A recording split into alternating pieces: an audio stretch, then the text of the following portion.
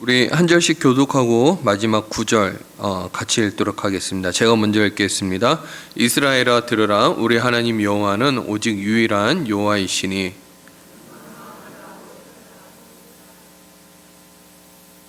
오늘 내가 내게 명하는 이 말씀을 너는 마음에 새기고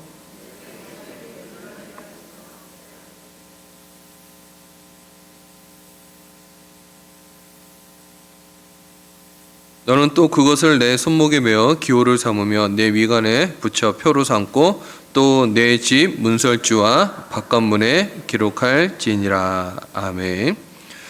오늘 저는 여러분들과 나의 영적 도약이 나의 자녀를 살립니다 라는 제목으로 말씀을 나눠보도록 하겠습니다. 미국의 36대 대통령인 린든 베인즈 존슨이라는 분이 자신이 죽기 전에 이런 글을 썼습니다. 제가 한번 읽어보겠습니다. 나는 링컨의 전기를 읽고 있습니다. 이 책이 아무리 명작이라 해도 나는 링컨을 살려낼 수 없습니다. 미국의 한 대통령으로서 다른 한 대통령의 생애를 읽는 내가 이렇게 느끼는데 미국의 평범한 사람들이 나를 기억해 줄 가망성은 전혀 없습니다. 나는 미국 국민의 사랑과 애정을 얻으려 애쓰기보다 내 자녀들과 그들의 후손들을 통해 불멸성이 뭐냐면요, 영원히 이제 없어지지 않을 것 같은 특질이나 이제 성질 같은 걸 얘기해요. 그 후손들을 통해 불멸성을 구했더라면 저는 훨씬 좋았을 것입니다. 이 존슨 대통령은 자신이 유명해지고 위대한 사람이 되려고 한 것보다 차라리 내가 대통령으로 있으면서 가족을 더 사랑하며 살았더라면 얼마나 더 좋았을 것이라는 것을 지금 후회하고 있는 것입니다. 대다수의 사람들은 중요하다고 생각하고 염려하는 것들은요, 나중에 보면 결국 다 없어지고 잊혀지게 됩니다. 예를 들어 좋은 집, 좋은 차, 많은 돈, 유명, 성공, 이런 것들은 나중에 결국은 다 잊어버리게 되는 것이죠. 반대로 그런 것들을 추구하느라고 우리가 곧잘 소홀히 하는 것, 즉 자녀에게 믿음을 전달하는 것, 그 다음에 우리 가정을 행복하게 꾸미는 것, 이런 것들은 나중에 보면 진짜 남게 되는 것입니다. 물질적인 많은 유산은 자녀들끼리 싸움을 하게 하며 뿔뿔이 흩어지게 만들죠. 하지만 믿음의 유산은요, 항상 가족을 하나로 묶어줍니다. 우리 부모들 세대, 또 우리가 이제 중간 세대죠. 이제 중간 세대들은 자녀들에게 무엇을 주어야 할까 많은 고민을 좀 해봐야 될 것 같아요. 우리 인생에 영적 도약을 하는 계기는 그렇게 많지 않습니다.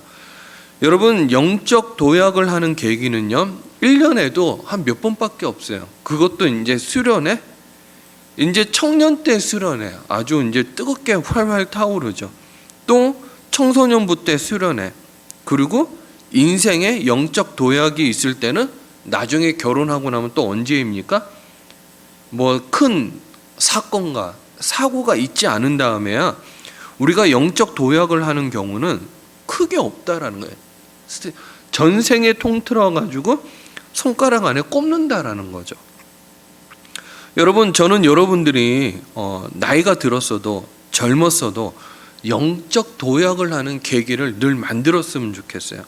저는 오늘 여러분들에게 세 그룹을 보여드릴 것입니다. 이 세 그룹을 통해서 세 사람의 적용을 할 텐데요, 저는 내가 속한 그룹이 어디인지 한번 살펴봤으면 좋겠어요. 첫 번째 그룹은 하나님을 만난 자들이고 하나님을 경험한 자들이에요. 자, 그들은 하나님께 순종하며 이 영적인 성숙의 길로 가는 믿음의 사람들입니다. 그래서 첫 번째 그룹은 하나님을 만난 사람들, 이제 두 번째 그룹은 하나님에 대해서 아는 자들이에요. 만난 사람들이 아닙니다. 아는 자들이지만 생활 방식은 세상과 적당히 타협하는 사람들입니다. 자, 세 번째 그룹은 이제 하나님을 알지도 못하고 기적을 믿지 않는 이 불신자 그룹입니다.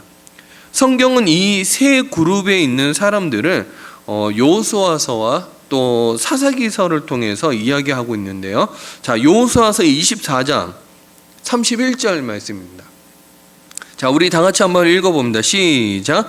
이스라엘이 여호수아가 산 날 동안과 여호수아 뒤에 생존한 장로들 곧 여호와께 이스라엘을 위하여 행하신 모든 일을 아는 자들이 사는 날 동안 여호와를 섬겼더라. 여기 이제 두 그룹이 나와요. 여호수아와 여호수아 뒤에 생존한 장로들. 이제 여호수아는 첫 그룹이죠.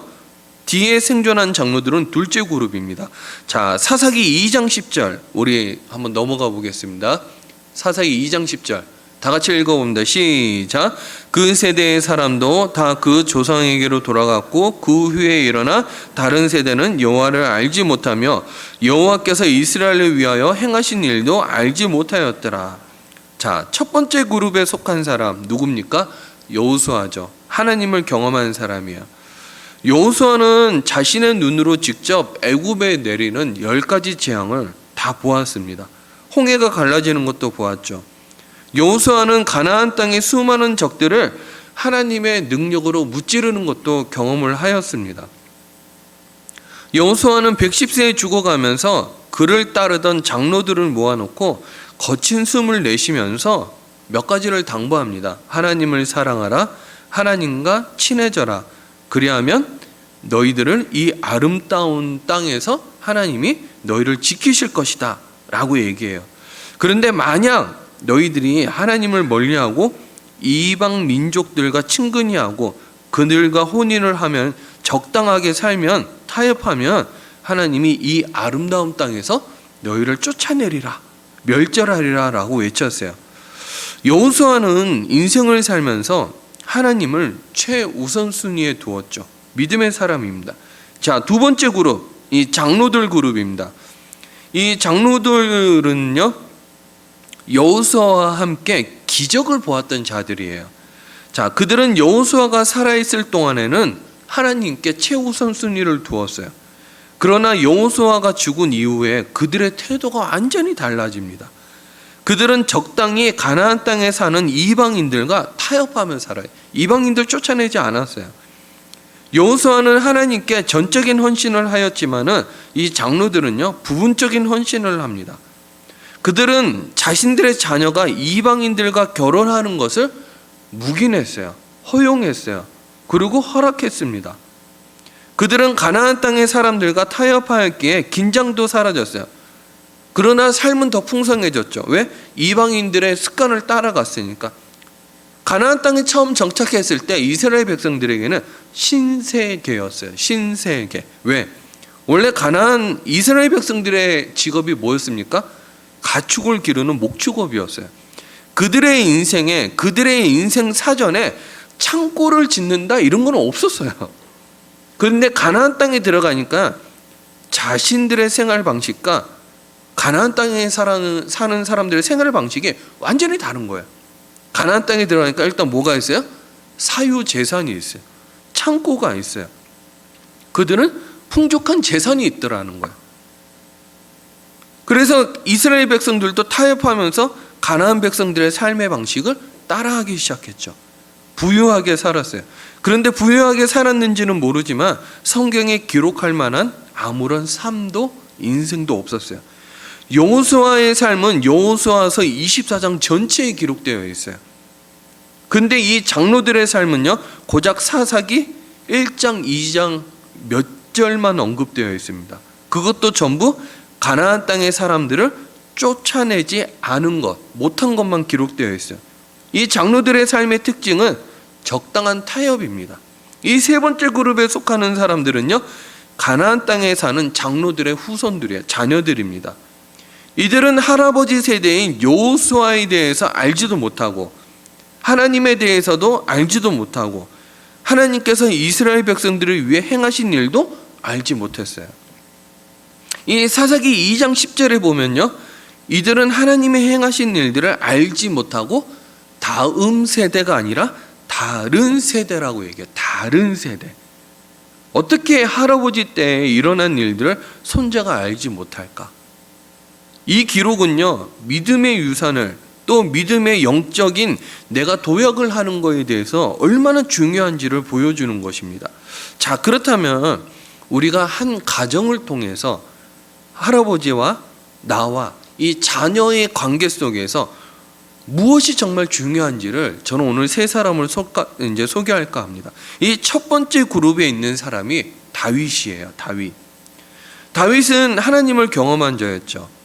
2m 70에서 3m 넘는 이런 이제 거구 골리앗을 만나면서 그는 지금 이제 물맷돌이죠. 물맷돌 하나로 이 골리앗을 물리친 자예요. 이 다윗이 오직 믿음으로 기적을 일으킨 자입니다. 그래서 다윗은 이런 고백을 하죠. 여호와는 나의 목자시니 내게 부족함이 없으리로다. 그는 하나님 한 분이면 그 무엇도 부족한 것이 없었어요. 그가 믿는 하나님 안에는 모든 것이 다 들어 있었습니다. 이 다윗 그의 눈에 보이는 모든 것은 다 하나님의 작품이었어요. 다윗 그의 귀에 들리는 모든 것은 다 하나님의 노래였어요. 그 시편을 보면요, 다윗이 지은 1편부터 이 42편 사이에 41편 사이의 시편들을 보면요, 자연을 찬양하는 시편이 너무너무 많아요. 그리고 다윗이 쓴 시편 중에 잊을 수 없는 시편이 있어요. 시편 131편 1절부터 3절까지인데요. 자, 성경은 이렇게 나와 있는데 제가 쉬운 성경으로 한번 찾아봤습니다. 제가 쉬운 성경으로 한번 읽어보겠습니다. 여호와여, 내 마음은 허황되지 않으며 나의 눈은 교만하지 않습니다. 나는 커다란 일들에 관심을 두지 않으며 너무 놀라운 일들에도 관심을 두지 않습니다. 그 대신 나는 잠잠하고 조용히 있습니다. 내 영혼이 어머니와 함께 젖된 아이와 같습니다. 오 이스라엘이여, 여러분들의 소망을 여호와께 두십시오. 지금부터 영원토록 여호와께 소망을 두십시오. 이 다윗의 관심이죠. 오직 하나님께만 있었어요. 그의 모든 소망을 하나님께 두었습니다. 사실 다윗이 왕이 되고 나서 좀 많이 흔들리는 모습을 보여주긴 해요. 하지만 그는 죽을 때까지도 믿음의 사람이었어요. 오늘날 우리는 다윗이 쓴 시편을 통해서 하나님의 위로와 격려를 얻습니다. 많은 성도님들이 다윗의 시편을 통해서 새 힘을 얻고 있죠. 다윗 그는요, 얼마나 하나님과 가까웠던지 이 사도행전에서 이런 표현을 얻었어요. 하나님 마음에 합한 사람이라는 별명을 가지게 되었죠. 엄청난 영적 거장이었어요. 그야말로 이 시대에 한번 태어날까 말까 하는 믿음의 영웅이죠. 이 다윗은 정말 하나님을 사랑했고 하나님이 모든 것이었어요. 근데 두 번째 그룹에 속하는 사람 솔로몬은요, 그렇지 않았어요. 그는 아버지 다윗에게서 믿음을 물려받았습니다. 아버지의 믿음에 대해서도 들었어요. 골리앗 얘기도 들었어요. 솔로몬은 그 용모가 준수할 뿐만 아니라 지혜도 뛰어나서 사람들에게 사랑을 많이 받았어요. 이 여디디아라는 별명이 있잖아요. 그는 왕이 되어 아버지 다윗보다 더 큰 부유함을 누렸어요. 이 솔로몬의 부유함은요, 이루 말할 수가 없었어요. 근데 그 부유함이 주는 이 편안함 때문에 세상과 점점 타협하기 시작합니다. 그가 나이 들었을 때는 부패한 왕이 되었어요. 자, 열왕기상 11장 4절에 보면 이런 표현이 있어요. 자, 우리 다 같이 한번 읽어봅니다. 시작. 솔로몬의 나이가 많을 때에 그의 여인들이 그의 마음을 돌려 다른 신들을 따르게 하였으므로 왕의 마음이 그의 아버지 다윗의 마음과 같지 아니하여 그의 하나님 여호와 앞에 온전하지 못하였으니. 저는 이 기록을 보면 참 슬프다라는 생각이 들어요. 어떻게 부인들이 남편을 꼬셨길래 이 부인의 영향을 받아 하나님보다 이방신을 더 섬겼다라는 거예요. 이때 이후로부터 이스라엘 땅에는요, 우상이 사라지지 않습니다. 언제 이후로요? 이때 이후로부터. 자, 솔로몬의 왕국은 우상의 백화점이 돼요. 여러분, 솔로몬의 인생에서 우선순위는 세상 재물과 세상 쾌락이었어요. 솔로몬은 위대한 일, 하나님의 일에 그리 큰 관심이 없었어요. 자신이 하고 있는 일에만 관심이 있었어요. 우선순위가 잘못되었죠. 다윗의 첫 번째 우선순위는 하나님이었습니다. 이 다윗은요, 하나님을 위한 일이라면 목숨을 내던졌어요. 다윗이 골리앗 앞에 서게 된 이유도요, 하나님의 이름이 모욕받는 것 때문에 골리앗을 죽였습니다. 그런데 솔로몬의 우선순위는 그렇지 않았죠. 세상이었어요. 하나님의 말씀을 알고는 있어요. 모르지 않았어요. 근데 부인을 1000명이나 두었습니다. 그 여인들을 위해서 솔로몬도 어쩔 수 없이 우상숭배를 했어요. 왕인 그가 우상숭배를 하자 이스라엘 전체 나라가 우상에 빠지게 됩니다. 다윗은 하나님께 소망을 두었는데 솔로몬은 재물과 군사력에 소망을 두죠. 솔로몬은 아버지인 다윗과 전혀 다른 인생을 삽니다. 그래 결국 그의 인생을 마무리하면서 전도서에 이렇게 얘기하죠. 인생은 헛되고 헛되며 헛되니 모든 것이 헛되도다. 무슨 말입니까? 인생 말년에 좋은 것을 보지 못한 거예요. 인생 말년에 하나님의 영광을 보지 못한 것입니다. 그러니 인생을 헛되다라고 판단을 한 거예요. 여러분, 인생은 절대 헛되지 않아요. 왜요? 하나님이 우리를 이 땅에 보내셨기 때문에 하나님이 우리를 향한 목적을 성취하는 사람은 반드시 하나님의 영광을 본다라는 거예요. 근데 세 번째 그룹의 사람, 솔로몬의 아들 르호보암이에요. 이 르호보암은요, 아버지 솔로몬이 가진 부유함 속에 자라서 이 사람이 약간 교만해졌어요. 그가 왕이 되었을 때 아버지인 솔로몬 왕 주위에 있던 이 늙은 신하들, 노신하들의 말을 듣지 않습니다. 아주 교만했죠. 그는 소유의 우선순위를 두었어요. 결국 르호보암이 정권을 잡자 나라가 두 개로 갈라졌습니다. 이스라엘의 12개 지파 중에 10개 지파가 북쪽으로 떠나요. 르호보암을 떠나요. 그리고 새로운 나라를 세웠습니다. 이스라엘의 황금기는요, 르호보암 시대에 끝나요. 그 이후에 이스라엘은 분열 왕국이 되고 결국에는 포로로 잡혀가게 돼요. 우리는 여기서 첫 번째 세대 다윗과 첫 번째 세대 여호수아를 보았죠. 그리고 세 번째 세대 누굽니까? 다른 세대와 르호보암을 보았어요. 여러분, 중요한 세대가 몇 번째 세대일까요? 저는 중간 세대로 봐요. 두 번째 세대. 여기 앉아 계신 분들 중에 내가 예수를 믿고 믿음의 3대가 되었다라고 얘기하시는 분들, 2대가 되었다라고 얘기하시는 분들이 있어요. 자, 그분들은 죄송합니다. 조심하셔야 돼요. 조심하셔야 돼요. 내가 믿음의 3대가 되었다, 믿음의 2대가 되었다. 그분들은 너무너무 조심하셔야 돼요. 왜? 그분들의 신앙생활을 보면요, 좋은 게 좋다라고 신앙생활 하시는 분들이 많이 있다라는 거예요. 오늘날 한국의 세대들을 보면 이 두 번째, 세 번째 세대의 주역들이 많아요. 저희 어머니, 아버지 세대들은요, 저는 이제 외할머니로부터 믿음의 이제 유산을 받았습니다. 저희 외할머니가 고생을 엄청 많이 하셨어요.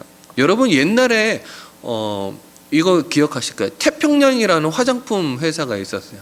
태평양이라는 이 화장품 회사의 판매원들은 무슨 이제 구루마를 끌고 다니는 초록색 리어커에 초록색 이제 카트예요.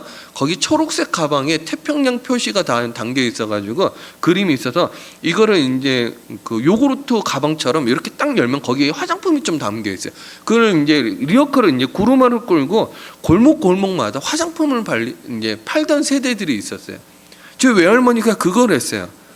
저희 외할아버지는 일본 유학까지 갔다 와서 그 유학을 살리지를 못했어요. 그래서 외할머니가 고생을 많이 했죠.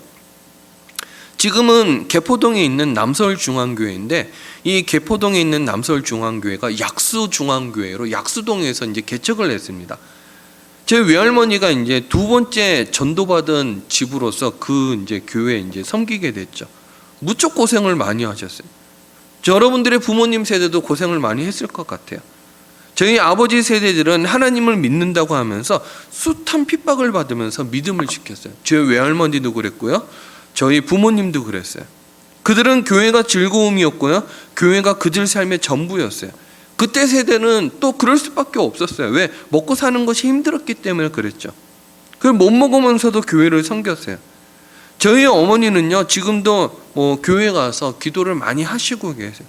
교회가 삶의 최우선입니다. 저희 아버지 세대들은 하나님을 경험한 자들이었고요, 하나님을 붙잡은 자들이었어요. 우리 한국의 영적인 부유함은 그때 기도 덕분인지를 그때 기도 덕분이라고 저는 그렇게 믿고 있어요. 이제 복음의 두 번째, 세 번째 세대들은 어떻습니까? 믿음의 1세대들이 말하는 기적을 들었어요.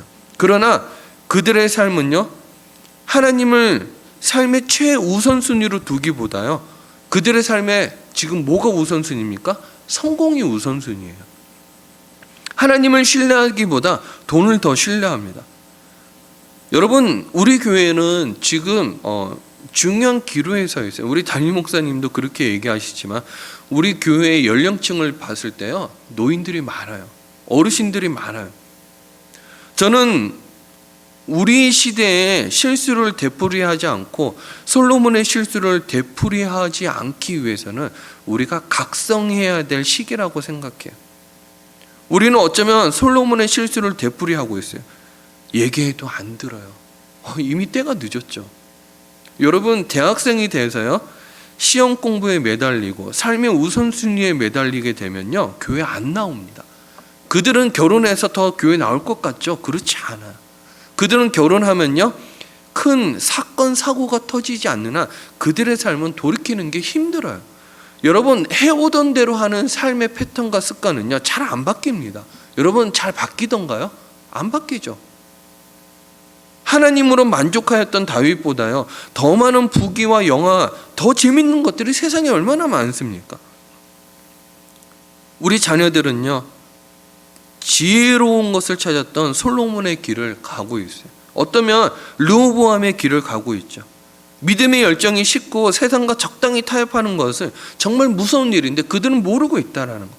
여러분, 성경에도 요한계시록이 이렇게 표현하고 있어요. 아주 덥든지 뜨겁든지 아주 차든지 둘 중에 하나 해야 된다는 거. 미지근한 거는요, 덥든지 타든지 하는 것보다 더 못하더라는 거예요. 더 못한 거죠. 미지근한 신앙생활은요, 다음 세대가 죽는다라는 것을 암시합니다. 우리가 이것을 깨닫는다면 부모 세대의 영적 도약은요, 엄청나게 중요한 거죠. 우리 삶의 우선순위를 저는 재조정해야 된다고 생각해요. 사업이 좀 잘 됩니까? 우리 자녀들이 공부를 좀 잘합니까? 그러면 조심하셔야 돼요. 여러분, 공부를 잘하면요, 선택할 수 있는 게 너무 많아요. 차라리 공부를 못하는 게 나아요. 왜? 공부를 못하면 할 말이라도 있거든. 하나님이라도 붙잡으라고. 근데 공부를 잘하면요, 요것도 선택할 수 있고 저것도 선택할 수 있어요. 그래서 저는 교회 안에서 어떤 사람이 제일 위험한 사람이냐 하면요, 신앙생활에서 9가지 장점이 있고 1가지 단점이 있는 사람이 제일 조심해야 될 사람이에요. 그 사람은 하나님 없어도 9가지 장점이 있기 때문에 다른 거를 해요. 영국 복음의 1세대들은요, 온 세계에 복음을 전하며 살았습니다. 한국에 복음을 전한 토마스 선교사도 영국 사람이에요. 그러나 이 영국은요, 다음 세대 복음을 제대로 전하지 않았어요. 지금 영국은요, 0.2%만 예수를 믿고 있습니다. 정말 안타까운 일이죠. 오늘 우리는 이 세 그룹, 믿음의 선두 그룹, 중간 그룹, 세 번째 그룹에 나는 어떤 그룹에 속해 있는지를 한번 봐야 돼요. 믿음의 그룹입니까? 타협의 그룹입니까? 불신자의 그룹입니까? 우린 다음 세대에 큰 영향력을 주는 자리에 서 있어야 돼. 우리가 하나님을 체험하지 않으면요, 하나님에 대해서 알기만 할 뿐이야. 우리 자녀들은 하나님을 버릴 것입니다. 우리의 자녀는요, 언제나 신앙의 1세대가 되어야 돼. 신앙의 1세대. 항상 믿음의 1세대로 살아가야 되죠. 아브라함의 하나님, 이삭의 하나님, 야곱의 하나님, 그 다음에 나의 하나님이 되어야 돼요. 여러분, 우리가 큰 영향력을 끼치기 위해서는요, 이 믿음을 전수하는 거 정말 중요한 일이죠. 그러면 우리 가정에는요, 영원히 기억될 거예요. 성경을 읽다 보면 참 이상한 장면이 나옵니다. 창세기 5장에 가면요, 이 아담의 족보가 나와요.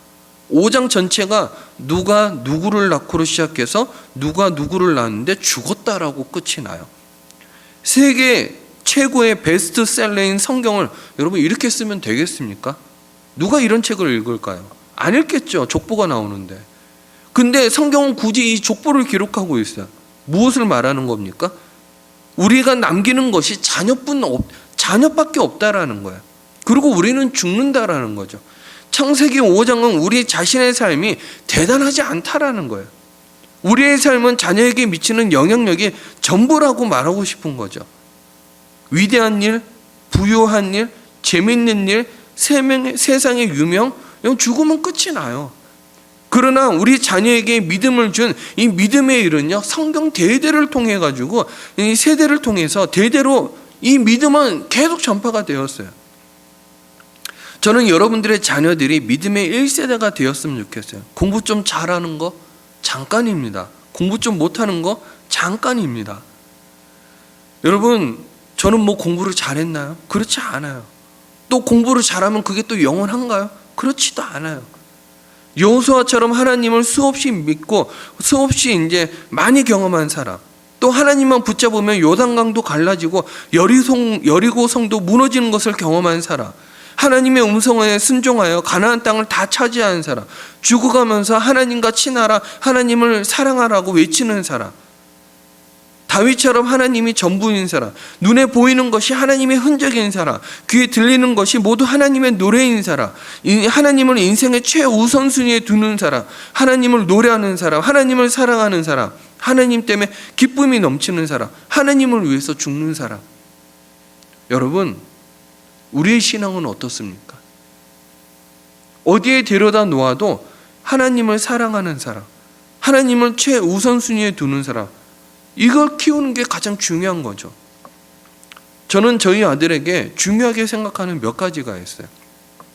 주일을 빠져먹으면 큰일 나요. 그리고 식사기도는 무조건 시킵니다. 왜요?